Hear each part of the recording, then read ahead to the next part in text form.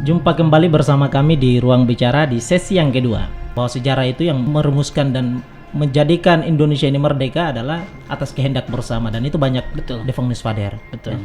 Di BPUPKI tadi saja ada 61 gitu. Nah, itu luar biasa gitu ya. Jadi mereka ini lebih lagi karena pemikir mereka ya, Betul. yang merumuskan Luar biasa. gitu. Di sesi kedua ini mungkin kita bicara soal mereka yang berjasa.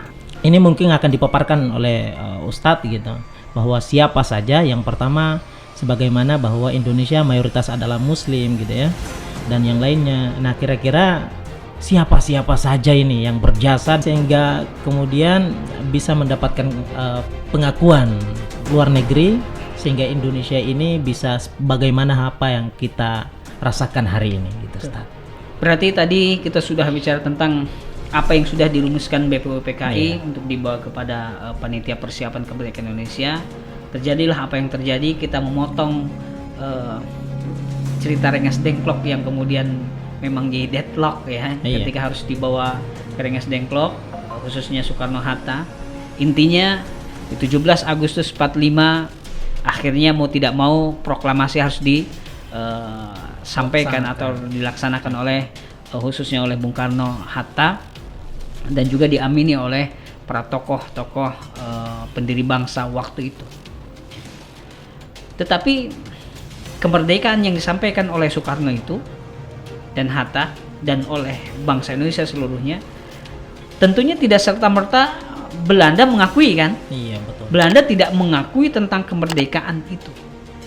Justru Jepang itu adalah negara yang kalah dalam peperangan, diberikan amanat untuk menjaga stabilitas keamanan Indonesia, bukan untuk memberikan kemerdekaan kepada Indonesia. Tetapi apalah daya Jepang waktu itu. Di sisi lain bangsa Indonesia luar biasa sangat menginginkan kemerdekaan itu, dan di pihak yang lain sebagai Jepang sebagai negara yang kalah, dia harus manut kepada negara yang menang itu, yaitu khususnya Belanda. Sehingga Jepang tidak bisa berbuat apa-apa. Intinya ketika kemerdekaan, proklamasi kemerdekaan dikumandangkan, maka Belanda tidak mengakui atas kemerdekaan itu. Intinya itu. Tetapi kalau kita lihat gaungnya di Indonesia, ketika disampaikan proklamasi kemerdekaan Indonesia itu, seluruh Indonesia itu sangat bangga. Dan tentunya motivasi untuk merdeka itu sudah pada puncaknya. Bukan titik kulminasi, justru itu titik puncak. Kita punya semangat untuk bernegara waktu itu ya. Akan tetapi kan kita tidak punya apa-apa. Perangkat belum jadi semua. Iya, betul. Ya, undang-undang dasar belum selesai, kemudian kemiliteran juga belum selesai. Kemudian proklamasi ini pun belum berkumandang ke setiap daerah. Makanya waktu itu 1 minggu setelah kemerdekaan, ketika BPUPKI kemudian berkumpul kembali, disampaikanlah oleh generasi pemuda Arab Indonesia, ya, ingat, atau perkumpulan pemuda Arab Indonesia yang disingkat PAI. Jadi bukan atau GPII, Gerakan Pemuda Islam Indonesia waktu itu ya, termasuk kebanyakan orang Arab di situ. Itu memberikan ide Karim Halim waktu itu ya. Karim Halim wakil ketua. Dia menyampaikan ide kepada Muhammad Hatta bahwa bagaimana kalau kita, khususnya para pemuda-pemuda muslim, disebar ke setiap daerah untuk mengumandangkan kemerdekaan Indonesia dan memompa kemerdekaan itu di setiap wilayah. Kata Muhammad Hatta, nyalakan dan bakar semangat kemerdekaan di setiap wilayah. Saya tidak rela kalau saya lebih rela Sumatera hangus terbakar daripada kemudian kembali dijajah oleh Belanda gitu. Jadi kata Muhammad Hatta, nyalakan dan bakar semangat bangsa Indonesia untuk merdeka. Saya lebih rela Sumatera hangus terbakar daripada kemudian dijajah kembali oleh Belanda. Akhirnya luar biasa, para pemuda Islam ini menyebar ke setiap wilayah, menyetak pamflet sebanyak-banyaknya. Di sana dimasukkan ayat-ayat Quran, ayat-ayat jihad, hadis-hadis Rasulullah bagaimana memompa motivasi mereka untuk tetap mempertahankan Indonesia. Itu luar biasa tuh. Itu dari gerakan pemuda Islam menyebar seluruhnya, sampaikan ke rakyat, sampai terus ke daerah-daerah pelosok, karena semangatnya kita untuk berdaulat merdeka di atas kaki sendiri. Itu semangatnya khususnya kaum muslimin. Tapi kemudian Belanda secara internasional juga, karena memang dia termasuk negara pemenang, tergabung di negara pemenang, melobi PBB bahwa tidak mengakui Indonesia. Makanya syarat untuk merdeka dia harus diakui oleh beberapa negara, ya, oleh negara-negara merdeka. Nah itu kan harus ada lobby-lobby lagi. Iya, betul. Harus ada lobby-lobby lagi. Makanya kemudian tahun 47 agresi militer turun lagi, dan kemudian Jogja harus diambil alih. Bagaimana kalau seperti ini? Indonesia mau dibawa kemana? Makanya harus dipisah. Oke, bahasanya begini. Agresi Belanda itu menunjukkan bahwa superpower Belanda masih kuat untuk Indonesia, dan Indonesia tidak punya apa-apa. Buktinya dengan agresi Belanda saja sudah tidak mampu apa-apa kan. Akhirnya Soekarno diambil alih, Hatta juga dibuang bersama Soekarno dan para menterinya. Kemudian militernya atau waktu itu TRI-nya itu juga harus bergerilya. Bergerilyalah mereka. Sudirman bergerilya, kemudian Soekarno memberikan kawat, kalau sekarang mungkin telegram ya, kawat telegram kepada Menteri Kemakmuran. Menteri Kemakmuran yang ada di waktu itu di Bukit Tinggi. Itu tokoh Muslim, Syarifuddin Prawira Negara. Beliau ada kunjungan ke Bukit Tinggi waktu itu. Dia diberikan kawat telegram oleh Soekarno untuk mengambil alih kekuasaan menjadi pemerintah darurat Republik Indonesia. Akan tetapi ya tahu sendiri waktu itu tidak secepat hari ini, telegramnya itu lambat. Ya. Tetapi Syarifuddin Prawira Negara dia sudah mengetahui kondisi di Jogja yang sudah diambil alih oleh Belanda. Makanya kemudian Syarifuddin Prawira Negara mengumpulkan lagi tokoh-tokoh yang ada di Bukit Tinggi. Bagaimana kita harus membuat pemerintahan darurat. Akhirnya tokoh-tokoh yang ada di Bukit Tinggi yang di Sumatera itu membuat keputusan untuk mengambil alih pemerintahan darurat Republik Indonesia, PDRI. Diambil alih lah kemudian oleh Syarifuddin Prawira Negara.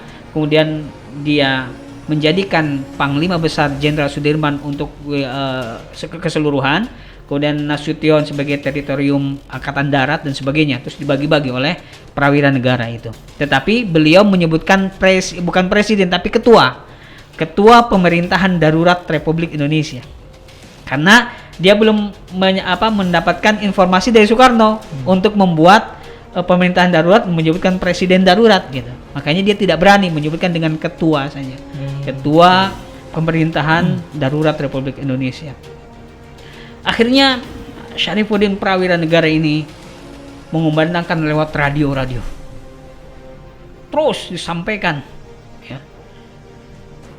Sampai akhirnya Jawaharlal Nehru di India, itu luar biasa. Zaman itu radio bisa sampai ke India. Dan di India terdengar bahwa Presiden Soekarno dan Hatta kemudian ditangkap oleh kolonialisme Belanda, dan kemudian ada pemerintahan darurat yang dipimpin oleh Syarifuddin Prawira Negara, dan menyampaikan itu kemudian diambil oleh Jawaharlal Nehru bahwa dia akan membantu mengakui kemerdekaan Indonesia. Jawaharlal Nehru itu di India. Di India. Artinya ini akan dibawa ke sidang PBB. Akan dibawa ke sidang PBB untuk kemerdekaan Indonesia. Kemudian di sisi lain di India itu ada dubes dari Saudi Arabia. Nah ini ada dubes Saudi Arabia juga mendengar, yaitu kalau tidak salah Syekh Abdul Mun'im. Beliau mendengar bahwa Indonesia dijajah kembali bahasanya ya. Kemudian dia ingin mengakui kemerdekaan dengan cara dia karena dia mengatasnamakan Liga Arab, dia berkunjung ke Indonesia untuk memberikan support spiritual bahwa kami mengakui kemerdekaan Indonesia. Dan kemudian menyarankan dari tokoh-tokoh di Indonesia untuk membawa ke perundingan PBB. Dan kami katanya akan membawa ke Liga Arab agar Liga Arab juga memberikan pengakuan kemerdekaan terhadap Indonesia. Tuh lihat. Bukan negara-negara kafir toh, negara muslim. Khususnya Saudi Arabia, ini Saudi Arabia. Akhirnya mau tidak mau, waktu itu Sultan Syahrir yang kemudian diamanati oleh Presiden Soekarno, karena waktu itu Belanda tidak mengakui Soekarno dan Hatta. Artinya kalau Soekarno Hatta ini adalah bentukan Jepang, saya tidak mau kalau itu diambil alih oleh Soekarno. Makanya mau tidak mau akhirnya Soekarno memberikan empoweringnya kepada Sultan Syahrir sebagai Perdana Menteri. Akhirnya Sultan Syahrir inilah membawa bayi yang namanya Indonesia yang masih ringkih ke persidangan PBB tanpa ada rasa takut, tanpa ada rasa kecil gitu. Orangnya kecil, berjiwa besar. Itu Sultan Syahrir. Sultan Syahrir membawa di sidang PBB mengatakan bahwa penjajahan Belanda di Indonesia ini ketidakadilan itu. Dan kami menjadi negara merdeka dan kami meminta menjadi negara merdeka dan sebagainya. Disampaikan oleh Sultan Syahrir di sidang PBB. Akhirnya PBB kan mengambil sinyal informasi ini langsung dari tokoh-tokoh Indonesia. Tapi lucunya luar biasa ya. Sultan Syahrir ke sidang PBB, itu ada juga delegasi yang tadi disarankan oleh duta besar India yang datang ke Indonesia untuk juga datang ke orang-orang Arab atau negara-negara Arab. Akhirnya juga dibuat satu dubes utusan dari Indonesia untuk datang ke negara-negara Arab. Dipimpin ketuanya oleh Haji Agus Salim. Kemudian sekretaris dan bendaharanya waktu itu merangkap itu kalau sekarang Profesor Dr. H.M. Rashidi. Kemudian di dalamnya juga ada A.R. Baswedan. Ya, dan juga beberapa tokoh lain yang dikirim untuk melobi negeri-negeri muslim, khususnya Arab, Saudi Arabia waktu itu. Dikirimlah ke sana Sultan Syahrir ke PBB. Ya, Sultan Syahrir ke PBB, tapi Sultan Syahrir meminta Agus Salim untuk datang ikut memperkuat perundingan di PBB. Akhirnya Agus Salim mecah, ya. Dia pindah ke PBB, kemudian dia mengamanahkan kepada H.M. Rashidi untuk melobi di Saudi Arabia. Separohnya pulang ke Indonesia untuk mengambil dokumen atau membawa dokumen-dokumen penting setelah melobi beberapa negara-negara di Timur Tengah. Seperti itu. Tapi Belanda luar biasa. Waktu itu Belanda melihat bahwa ada rombongan Indonesia yang ke Timur Tengah.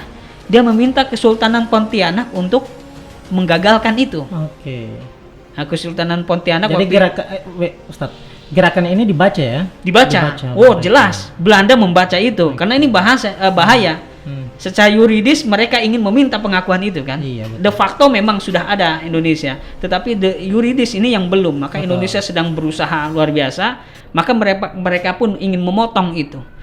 Dibawalah itu Al-Ghadri kalau saya, Kesultanan Pontianak, Hamid Al-Ghadri untuk meretas atau memutus dialog lobby-lobbynya orang Indonesia di sana.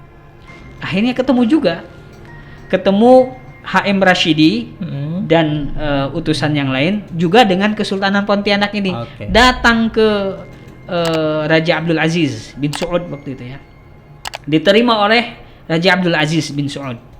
Baik Al-Ghadri maupun H.M. Rashidi dan pasukan. Barengan. Diterima semuanya baik oleh Raja Saudi. Kemudian waktu itu Kementerian Luar Negeri dari Saudi Arabia itu Faisal itu nanti akan jadi raja setelahnya kan, tahun 70 dia datang ke Indonesia kan. Nah, Abdul Aziz bin Saud menerima kedatangan H.M. Rashidi dan juga menerima si Al-Ghadri itu, tetap diterima karena bagian Indonesia. Kata Raja Abdul Aziz, "Nahnu la nata'akhkharu." Kami tidak akan ketinggalan untuk mengakui Indonesia sebagai negara. Ya. Kami tidak akan ketinggalan mengakui kemerdekaan Indonesia. Itu bahasa sambutan. Sambutan luar biasa. Jadi mereka disambut dengan bahasa disambut demikian. Dengan itu nahnu la nata'akhkharu tentang kemerdekaan Indonesia itu. kata Abdul Aziz waktu itu rahimahullah, dia memberikan pedang emas untuk Al-Ghadri, pulanglah dengan pedang emas ini sebagai sambutan dari kami. Dan kau wahai HM Rashidi, aku akan berikan surat kenegaraan bahwa kami mengakui kemerdekaan Indonesia bersama Libanon, bersama Mesir, bersama Yordan, bersama Lebanon. Ditandatangani oleh Abdul Aziz bahwa kau ini ke Indonesia, kami mengakui kemerdekaan. Itu Timur Tengah. Masya Allah. Jadi kerajaan Saudi itu punya andil besar terhadap Indonesia. Kenapa kita kemudian anti dengan Wahabi sih? Kita anti dengan Saudi. Apa-apa kalau baju Arab Saudi. Tapi kita melupakan bagaimana andil besar mereka. Filistin 48 mengakui kemerdekaan Indonesia. Filistin. Padahal Filistin sendiri waktu itu juga mau dijajah. Tapi tahun 48 dia mengatakan bahwa kami mengakui kemerdekaan Indonesia. Filistin tidak ketinggalan. Jordan tidak ketinggalan, Mesir tidak ketinggalan. Apalagi Saudi tadi memberikan surat itu khusus untuk dibawa oleh HM Rashidi. Sedangkan di sidang PBB tadi, Agus Salim, tokoh Muslim, Sultan Syahrir juga sama. Mereka berjibaku untuk perundingan bahwa Indonesia punya hak untuk menjadi negara merdeka dan berdaulat, dan punya hak untuk menjadi negara yang maju. Gitu. Itu founding fathers kita. Tapi sekarang lupa orang. Berdirinya negara Indonesia ini adalah dengan tenaga, pikiran, kecerdasan, keuletan, keikhlasan. Keikhlasan para tokoh ini kita bisa baca. Sangat kita bisa baca. Kesederhanaan mereka. Mereka kenapa tidak punya rasa takut berhadapan dengan negara superpower waktu itu? Kuncinya adalah karena mereka ikhlas membawa kepentingan bangsa. Itu loh. Ikhlas dia membawa kepentingan negara. Ikhlas dia membawa kepentingan proletariat itu untuk kesejahteraan, untuk kemakmuran dan sebagainya. Ikhlas. Sehingga ketika ngomong di depan siapapun itu tidak ada gentar-gentarnya. Betul-betul berjuang untuk umat ya. Betul berjuang. Kalau hari ini kan untuk perut. Makanya gemetaran kalau ngomong itu. Karena ada tendensi pribadi 90% atau mungkin 99%, 1% untuk rakyat. Sehingga ngomongnya gemetaran. Kemudian ngomongnya ambigu. Ini sebenarnya ente tuh minta apa sih, kadang-kadang nggak paham gitu. Tapi coba bagaimana Agus Salim, bagaimana Sultan Syahrir, bagaimana Muhammad Rum ketika dia harus di perundingan dengan lelah mereka tetap mengatakan tentang kemerdekaan Indonesia. Harus seperti itu. Perjuangan mereka tidak memandang bagaimana kondisi luar mereka biasa. ya, Ustaz ya. Betul. Sampai-sampai kita temukan bagaimana Agus Salim ketika ada kondisi rumahnya gitu. Iya, luar biasa. Itu tadi saya bilang. Hidup sederhana mereka, kalau bahasa Agus Salim bahwa memimpin adalah menderita itu kan sudah menjadi konsep pemikiran yang besar bagi dia. Agus Salim kalau memikirkan tentang tendensi pribadinya, mungkin dia sudah menjadi orang kaya nomor sekian di Indonesia waktu itu ya. Kalau mau, dia tinggal minta jatah saja ke siapapun itu. Dia sebagai diplomat, dia sebagai menteri luar negeri, dia sebagai duta besar dari Indonesia. Kalau mau, tetapi kok tidak? Buktinya dia ngontrak di Senen, pindah-pindah dari kontrakan kecil ke kontrakan kecil yang lainnya yang gang-gang becek. Bahasa kita sekarang ngekos gitu ya. Iya, ngekos itu. Ngekos. Dari gang becek ke gang becek lainnya, dari kontrakan kecil ke kontrakan kecil lainnya. Ini sekelas menteri luar negeri, sekelas diplomat ulung, sekelas yang menjadi utusan bangsa Indonesia. Bahkan waktu itu dia kekurangan kain kafan untuk menutupi jenazah anaknya itu. Dan kata dia, saya nggak sanggup untuk membeli kain kafan, tapi nggak apa-apa, cukup yang ini aja saya. Nggak cukup. Agus Salim itu. Agus Salim, kata dia, orang hidup lebih membutuhkan harta daripada orang yang mati. Jadi kain kafan tidak sampai nutup tubuhnya nggak jadi masalah. Kata. Itu Agus Salim. Nah, saya juga harus cerita tentang Sultan Syahrir yang Perdana Menteri nih. Ini Perdana Menteri. Oke, rekan debatnya dia. Agus Salim di apa namanya? Di PBB. Ya kan? Ya. Suatu saat saya ambil cerita itu dari bukunya Luqman Hakim. Diceritakan oleh Abdul Hamid Al-Ghadri. Waktu itu Abdul Hamid Al-Ghadri itu sebagai bagian dari Persatuan Arab Indonesia ya, ketua umumnya beliau. Dia datang ke Sultan Syahrir itu, datang ke rumahnya, dia ngobrol panjang lebar, akan tetapi kok Sultan Syahrir kok gelisah ya, kayak gelisah begitu. Dia kadang lagi ngobrol, terus habis itu ke belakang, balik lagi, habis itu ke belakang, tuh mukanya kayak gelisah. Kata Abdul Hamid Al-Ghadri, ini kenapa ini Sultan Syahrir gak biasa begitu. Akhirnya ketika ke belakang, dia ikut ke belakang. Ternyata di belakang itu ada orang yang sedang nunjuk-nunjuk mesin jahitnya itu. Kata Abdul Hamid Al-Ghadri, ini kenapa ini? Kata yang tukang ini, iya katanya, beliau mau jual mesin jahitnya katanya. Kata Sultan Syahrir, tenang kawan, saya tidak punya uang untuk makan katanya. Coba, sekelas Perdana Menteri Sultan Syahrir. Kata Abdul Hamid, oke. Akhirnya dia ke depan lagi ngobrol. Setelah ngobrol dia pamit pulang, nggak pamit pulang. Akhirnya dia mengumpulkan orang-orang Arab, mengumpulkan kawan-kawan seperjuangannya, katanya, ayo bantu Sultan Syahrir katanya. Beli mesin jahit untuk makan. untuk makan. Coba. Masya Allah. Pendiri bangsa, pendiri negara. Luar biasa kan? Luar biasa. Muhammad Hatta tidak bisa beli sepatu baru, sepatu yang dia inginkan itu sampai akhir hayatnya dia. Ya kalau kita tarik Soekarno juga sama. Soekarno ketika di akhir masa jabatannya dia tidak bisa beli duku, sampai harus dibeliin sama pengawalnya itu. Saya nggak punya uang katanya. Akhirnya dibeli duku lah yang dia suka itu. Nah, sekarang Soekarno juga seperti itu kan. Luar biasa kan? Nah ini tokoh-tokoh dengan kesederhanaan yang luar biasa, yang saya bilang mereka dengan mimpi yang besar. Dengan mimpi yang besar, mimpi untuk Indonesia, tapi dia lupa dengan dirinya itu. Kita kebalikan. Mimpi untuk dirinya, lupa untuk Indonesia. Hari ini Umat jadi slogan perjuangan. Slogan aja. Luar biasa.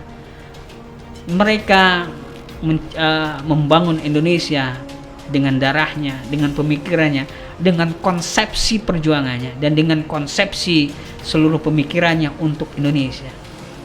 Muhammad Natsir, Buya Hamka, dan seluruh tokoh-tokoh itu, mereka berjuang untuk Indonesia itu bukan untuk perutnya, bukan untuk perut pribadi, tapi perut proletariat ini bahasanya. Bukan perut birokrat. Birokrat banyak yang kemudian tidak digaji, banyak yang seperti itu. Mereka berjuang tulus di dalam perjuangan itu. Bagaimana juga Ki Bagus Hadikusumo, hidupnya yang sangat merakyat sekali. Kemudian Ketua Umum Masyumi Prawoto, baju kebesarannya itu kopiah hitam, sarung dan koko. Kata dia, inilah legalitas bangsa Indonesia. Kalau kau ingin maju, gunakan kesederhanaan hidup itu. Hari ini tidak ada kan? Lihat kopiah itu kayak sesuatu yang sudah usang. Ini Prawoto, dia dengan tegaknya begitu sampaikan itu. Makanya Soekarno, Hatta juga langsung mengambil alih kopiah, harus menjadi jati diri bangsa Indonesia. Dia harus pakai. Saya tidak pakai belangkon, kata Soekarno. Bukan aku tidak cinta belangkon. Kami mau pakai kopiah sebagai identitas bangsa Indonesia. Identitas bangsa Indonesia didahulukan daripada identitas suku dan etnis itu. Baik, jadi kopiah ini bukan identitas Muslim ya? Bukan. Identitas Indonesia. Identitas bangsa Indonesia. Artinya setiap golongan bisa saja memakai itu. Betul. Kopiah itu. Luar biasa. Oke. Wah, jadi ini menarik ini, luar biasa ya Ustadz ya. Bagaimana kesederhanaan kehidupan daripada tokoh-tokoh bangsa kita. Betul. Mereka yang tidak pernah memikirkan kehidupan pribadinya. Mereka. Mengedepankan bagaimana kehidupan bangsa dan umat besar ini, jutaan orang ini yang setiap hari dan setiap saat ini akan selalu ada. Betul. Ke depannya.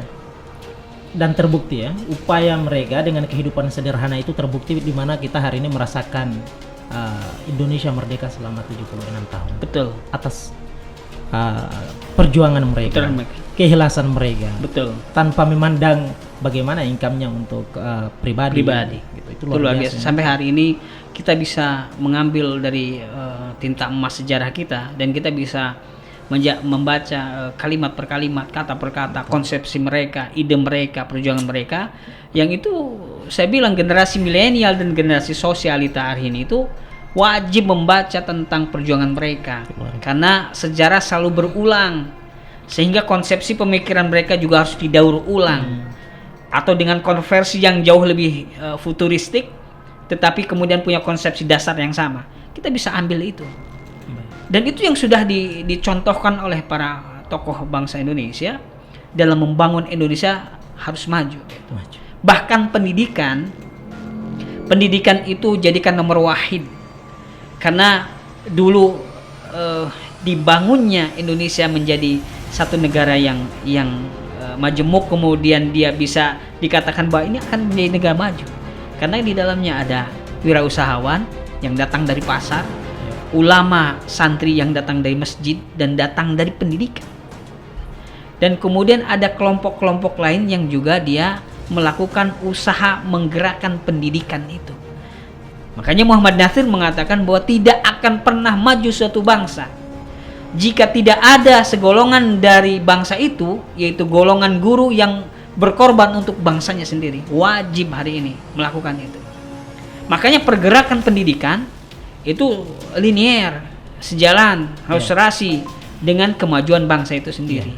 Itu menjadi satu titik tolak, ya. Betul. Ya, karena memang dari awal juga munculnya kesadaran berbangsa bernegara. Betul. Juga datang dari orang-orang yang memiliki kecerdasan dan memiliki pendidikan yang cukup. Luar biasa. Itulah ya. Jadi memang menjadi tolak ukur bahwa suatu negara yang maju itu diukur daripada kualitas pendidikannya. Betul. Kualitas pendidikan nomor wahid. Betul.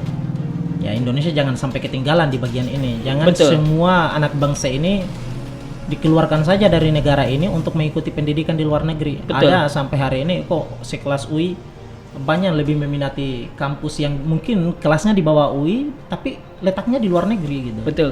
Nah, ya sifat westernisasi mungkin masih ada kita ya, atau sifat bahwa kalau datang dari barat itu pasti baik, datang dari barat itu pasti futuristik. Belum tentu. Setiap yang futuristik adalah konsep pemikiran yang setiap generasi selalu relevan. Itu adalah konsepsi pemikiran dan gagasan yang selalu futuristik. Konsepsi itu ada semua dalam konsepsi khususnya Islam lah katakanlah. Itu konsepsi Islam, konsepsi yang futuristik. Setiap zaman selalu mengakomodir. Setiap zaman selalu relevan dengan konsepsi ayat per ayat itu. Kondisional dia. Kondisional. Dan itu selalu futuristik. Bahkan kondisi itu di zaman yang sedang berlangsung belum terbukti, bisa dibuktikan di zaman berikutnya. Bukankah itu lebih futuristik lagi? Itu luar biasa gitu. Ya, luar biasa itu. Makanya RA Kartini mengatakan harus membangun itu dari satu dasar atau konsep yang luar biasa. Salah satunya adalah Al-Quran itu. Ya, RA Kartini punya andil besar dalam mencegah kristenisasi itu. Habis gelap terbitlah terang itu ada minal zulumati ilan nur. Ayat-ayat Al-Quran, kalau Allah ingin mengangkat orang menjadi orang yang berilmu dan orang yang solih dan orang yang punya kemuliaan di sisi manusia dan di sisi Tuhannya, maka dia harus keluar dari zulumat ilan nur. Dari habis yang gelap yang terang. Iya, habis gelap terbitlah terang itu. Setiap ayat di Al-Quran, kalau ingin orang itu diangkat derajatnya, dia harus keluar dari kegelapan menuju kepada cahaya. Nah, cahaya itu selalu di Allah gabungkan secara inherent dengan pendidikan. Dan di sana ada ilmu yang harus dikuasai itu. Masya Allah, luar biasa. Jadi begitulah gitu kondisi di mana para Devangnis Father kita, pendiri bangsa ini kemudian berjuang bukan hanya saja secara politik, di mana mencapai tujuan bahwa negara ini harus merdeka, tidak. Tetapi barengan ya tadi Indiar, bahwa dalam kondisi yang sama mereka pun tetap berperan sebagai bagian daripada yang harus memiliki kewajiban mencerdaskan. Betul. Sehingga kemudian hal tersebut tertuang di dalam pembukaan Undang-Undang Dasar kita. Itu sudah sangat baik ya, ini, konsepsi itu. Betul, Ustaz. Luar biasa. Baik, sambil ngopi Ustaz. Luar biasa ya. Ngomong soal masalah Indonesia sangat panjang ya. Ya, kita dengan karakteristik bangsa Indonesia dan juga dengan karakteristik para tokoh-tokoh kita itu bisa menjadi teladan. Yang tadi saya bilang Ki Hajar Dewantara juga mati-matian dalam bidang pendidikan ya, untuk mencerdaskan bangsa agar lebih maju. Kemudian Kiai Ahmad Dahlan untuk mencerdaskan di Indonesia, jangan lihat memandang Muhammadiyah secara inklusif, tetapi pandang gerakan Muhammadiyah lewat Kiai Haji Ahmad Dahlan itu sebagai gerakan futuristik, justru sebagai gerakan mencerdaskan bangsa gitu. Jadi keren Ustadz ya. Sebelum merdeka mereka sudah membangun infrastruktur Sudah Indonesia. membangun itu, betul. Para tokoh-tokoh itu sudah membangun. Luar biasa. Hasyim Asy'ari sekelas tokoh beliau ini, Hasyim Asy'ari rahimahullah, juga menggerakkan di Pulau Jawa untuk pendidikan. Bahkan jihad digabungkan dengan perjuangan dengan Indonesia. Jadi jihad syar'i dia gabungkan dengan perjuangan di Indonesia. Itu 10 November itu tidak akan bergerak kalau tanpa ada fatwa jihad dari Hasyim Asy'ari. Itu tokoh Indonesia, tokoh-tokoh kita. Jangan lupa itu. 10 November itu luar biasa. Arek-arek Surabaya tidak akan punya semangat ya, berjuang sebesar itu tanpa ada di belakangnya para tokoh-tokoh Islam juga yang menyampaikan fatwa-fatwa jihad tentang itu. Karena memang itu syar'i. Jadi mereka menceburkan diri dalam kemerdekaan dan cita-cita kemerdekaan Indonesia sudah cukup dengan itu. Jadi ini makna jihad yang sesungguhnya Ustadz. Betul. Ya. Jadi jihad bukan sebagaimana hari ini terkenal luaskan sehingga kemudian ada ungkapan-ungkapan yang kemudian menyampingkan agama tertentu bahwa ini adalah gerakan teroris. Bukan. Begitu ada yang menggaungkan kata jihad dibilang itu teroris gitu. Kan. Jadi jihad sesungguhnya adalah untuk kebaikan ya Ustaz. Betul. Makanya belajar ya jangan setengah-setengah agar tidak jadi teroris beneran. Jadi kalau teroris bohongan itu berarti dia belajar agama beneran. Tapi kalau teroris beneran itu belajar agama bohongan. Ya tinggal balikin saja. Tinggal nempel agama di KTP gitu ya. Jadi hanya nempelin agama di situ. Aduh, luar biasa. Keren. Baik. Mungkin terakhir dari sudut pandang pendidikan Indonesia yang terlampau jauh dari aspek sejarah yang tadi Ustadz jelaskan hari ini. Oke. Ini sempat disinggung sih. Oke. Artinya bahwa pendidikan di Indonesia masih mundur ya. Oke. Ya. 128 tahun. Kita kalau menurut PISA ya, itu kita mundur 128 tahun kan mundurnya kita itu. Karena setelah gerakan terakhir, khususnya mungkin gerakan setelah Orde Baru ya, itu seolah-olah, saya bilang seolah-olah, takutnya banyak orang yang tersinggung karena mungkin dia semangat sedang memajukan pendidikan, tetapi seolah-olah mereka sedang memundurkan pendidikan Indonesia. Makanya di dalam PISA kemudian dia jatuh kita di urutan ke-70 dari 78 negara. Indonesia kualitas pendidikannya minim. Kalau kita tidak mau mengatakan tidak ada kualitas, jadi kualitasnya sangat minim. Menunjukkan bahwa kurikulum pendidikan Indonesia pun tidak begitu kuat, tidak mendukung gitu. Tidak mendukung, kemudian terlalu landai, tidak cepat, tidak punya akselerasi yang kuat untuk mencapai pendidikan yang kuat. Kadang kita studi banding dengan negara-negara yang kadang kontra di dalam circumstance-nya, kontra dengan kondisi di kita. Studi banding jauh-jauh ke Finlandia, jauh dengan kita. Dari sisi agama berbeda, sisi adat berbeda, sisi budaya berbeda, sisi karakteristik lainnya berbeda, sisi bahasa berbeda.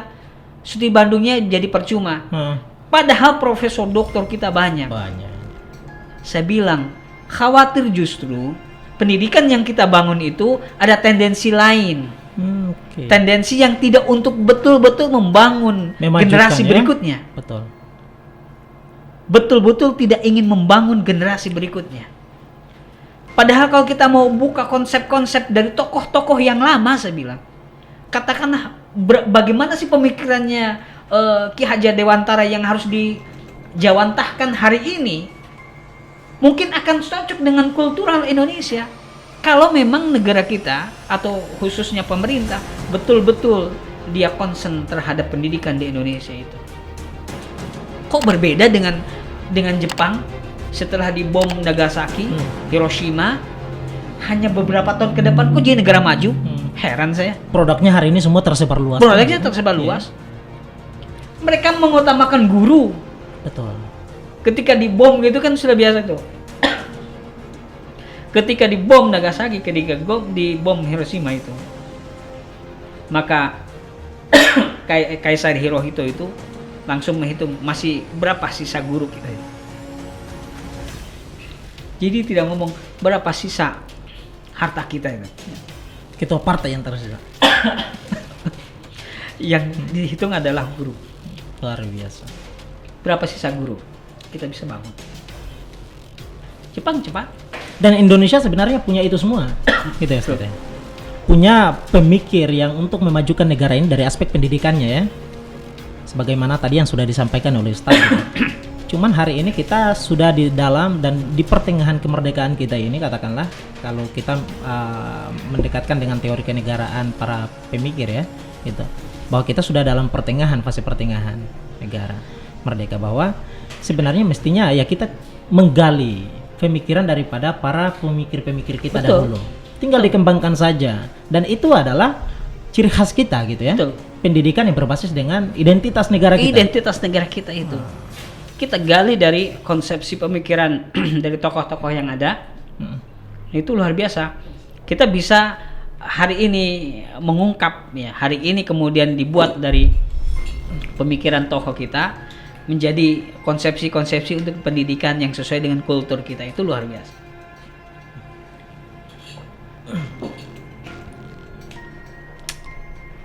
Baik.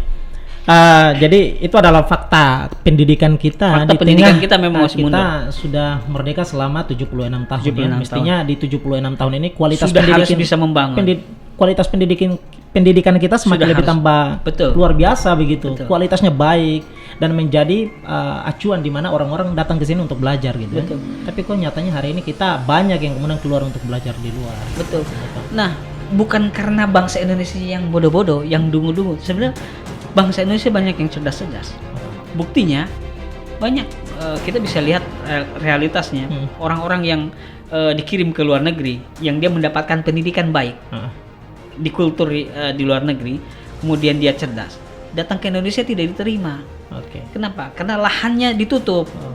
Dia harus sebagai peneliti, lahan penelitiannya tidak ada, badan risetnya tidak ada, sehingga dia kembali lagi ke luar negeri, berada di tempat penelitian-penelitian tertentu, kadang di NASA dan sebagainya. Banyak orang-orang Indonesia yang dengan IQ yang tinggi. Jadi Indonesia tidak Di menyediakan Indonesia sarana itu tidak ya. mengakomodir adanya badan riset atau ilmuwan-ilmuwan ini. Akhirnya mereka pergi ke setiap negara yang memang mau membutuhkan mereka atau sesuai dengan keahlian dan keilmuan mereka. Di Indonesia tidak. Mubazir jadinya ya. Ustaz, Betul, ya. Ilmu mubazir. yang Mereka dia punya tidak balik. Tidak dipakai gitu. Tidak dipakai. Bahkan artinya kalau dia di Indonesia akan jadi invalid, maka dia tetap di luar negeri. Termasuk juga mungkin B.J. Habibie juga kalau tidak dipanggil oleh Soeharto, mungkin dia tetap di Jerman sampai beliau meninggal kan. Akhirnya justru karena beliau berada di Jerman, kemudian sudah membuat satu hukum Habibie waktu itu, hukum keretakan Habibie ya tentang pesawat. Dan kemudian tersebar luas dan beliau menjadi ilmuwan kan. Baru kemudian dipanggil oleh Jadi Soeharto. ternama dulu gitu, ternama Betul. dulu. Ya, oke. Apakah Dipanggil ini oleh Soeharto karakteristik untuk Indonesia pulang gitu? coba. Padahal yang sekelas Habibie, artinya sekelas orang-orang cerdas Habibie banyak yang tersebar di setiap negara, khususnya dengan negara maju. Yang kemudian tidak bisa pulang. Kenapa? Karena tidak difasilitasi ketika datang di Indonesia. Jadi Indonesia bukan tidak cerdas, tetapi kualitas pendidikannya lemah, kemudian outputnya juga tidak diterima. Itu yang juga menjadi perhatian kita. Pendidikan kita harus direformasi. Kurangnya juga kesadaran pendidikan di Republik ini, Ustaz. Betul, sudah pemerintah mungkin setengah-setengah, kemudian bangsa Indonesianya karena tadi sedikit dia diberikan wawasan kebangsaan dan wawasan sejarah Indonesia yang ditumbuhkan, yang diperjuangkan dengan orang-orang tokoh yang punya kecerdasan luar biasa dan punya perhatian luar biasa untuk bangsa Indonesia, itu tidak diberikan, diajarkan secara baik kepada generasi berikutnya, sehingga seolah-olah memandang pendidikan itu hanya sebatas pendukung dalam hidup saja, bukan sesuatu yang utama dalam hidup. Justru hanya pendukung. Kalau pendukung itu ada tidak pengaruh, sehingga pendidikan tidak jadi prioritas dalam kehidupan itu. Nah, itu yang harus dibangun pendidikan di Indonesia. Saya bilang tokoh-tokoh di Indonesia harus didaur ulang pemikirannya. bahkan konsepsi di dalam ceramahnya, konsepsi di dalam literatur bukunya, konsepsi di dalam jurnalnya, atau mungkin konsepsinya di dalam beberapa mereka mengajar atau mereka kemudian menyampaikan ide-ide, itu sebenarnya harus dibukukan kembali. Ya, kemudian menjadi acuan ketika menjadikan konsep pendidikan di Indonesia lebih sederhana, lebih praktis, efektif, tetapi bisa membangun bangsa yang maju. Bukan hanya sebatas di ekonomi saja. Ekonomi sebenarnya nomor 2 setelah pendidikan itu berhasil.